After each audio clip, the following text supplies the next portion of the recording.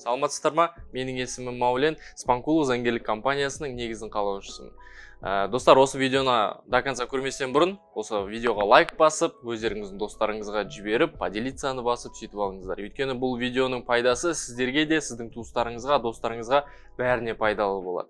Бүгінгі видеоның тақырыбы бізде мынандай. Егер де сіздер біреуге қарызға ақша берсеңіздер, не істеу керек деген сұраққа біз заңды түрде жауап береміз. Ең алдымен қараңыздар, ақшаны негізі қалай береді адамдар? Олар расписка бойынша береді, немесе оны жай ғана ешқандай распискасыз береді, немесе договор займ арқылы беріледі. Осындай үш жағдай арқылы негізі ақшаны береді. Негізі осы расписканы, договор займды не үшін жасайды? Адамдар осы расписканың барлығын жаздыртып алады, өйткені ол қанша жерден досың болса, қанша жерден туысыңыз болса да, берген ақшаны адам ол одан кейін барып қайтарып бергісіз де келмей қалуы да мүмкін. Осы үшін ол дәлелдеме ретінде сіздің араларыңызда сақталады. Егер де сізге ақшаны уақытылы қайтармаған жағдайда, сіз сол расписка немесе осы договор займы арқылы сол адамды сотқа беріп, ақшаңызды өндіріп ала аласыздар. Осы негізі дәлелдеме ретінде расписка мен договор займы осы үшін қажет.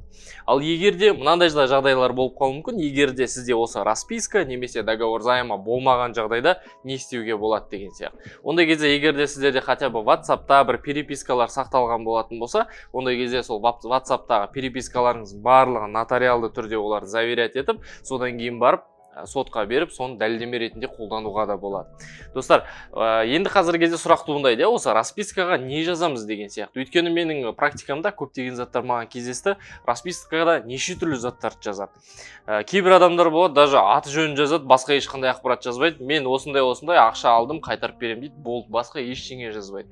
Расписканың ішінде көптеген заттарды қосу керек. Мысалы айтқан кезде аты жөніңізді, қарызды алып жатқан адам аты жөнін жазады, өзінің ИН номерін жазады, өзінің телефон номерін, адресін жазады, қандай сумма алып жатыр, кімнен алып жатыр, және де қашан ол ақшаны сізге қайтарады, соны жазады. Ең аяғында қолын қояды, датасын қояды, как положено барлығын жазады.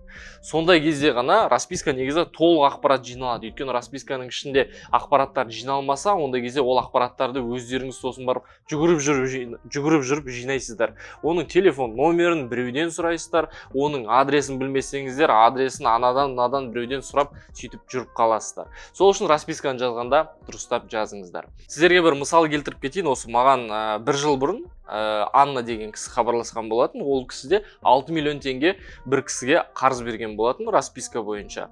Содан кейін барып сол кісі жүрді, 2 жыл бойы жүрді, артынан звондады, күнде WhatsApp-тан да жазды, звондады да, адресіне де барды. Бірақ былай айтқан кезде ақыр аяғы ертеңмен тойдырып, содан кейін барып ақшасын вообще берген жоқ. Содан кейін барып ол кісі маған келіп хабарласты, содан кейін барып жұмыс істеп, уже 3 айдан кейін соттың шешімі шығып, уже счеттарын барлығын арестке қойып, ақшасын қазіргі кезде толықтай өндіріп жатыр.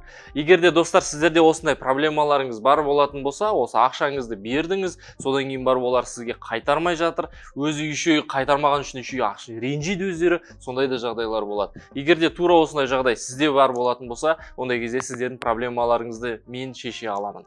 Менімен хабарласу үшін достар, осы видеоның астына сілтеме қалдырып кетем, ол менің WhatsApp сілтемем, сол сілтемеге өтіп, прямой маған WhatsApp-қа жазсаңыздар болады. Назар аударғандарыңызға рахмет, сау болыңыздар.